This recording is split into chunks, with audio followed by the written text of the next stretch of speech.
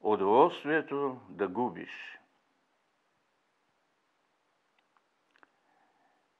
Забравих си очилата в миналата епоха и не ми се връща да си ги взема. Тук свършва цялото стихотворение, ми казват младите.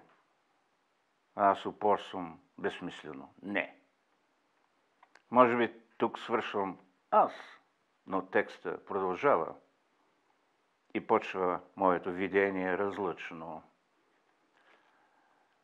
Забравих си очилата в миналата епоха и не ми се връща да си ги взема.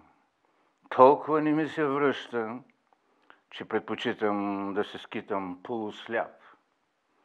По-добре да падам по паважи и по стълбища, отколкото да виждам жалкото падение навсякъде. Чувам падат някакви стотинки в падналата шапка на мечтата. Ще платя на падащия дъжд, за да плачеш вместо мен, където трябва. Аз не мога, даже и да исках. Ще платя на вятъра да движи облаците и миражите, защото аз се уморих. Не виждам вече нито облаците, нито образите, скрити в тях. Просто си забравих очилата, а и те са ме забравили. Това е краят.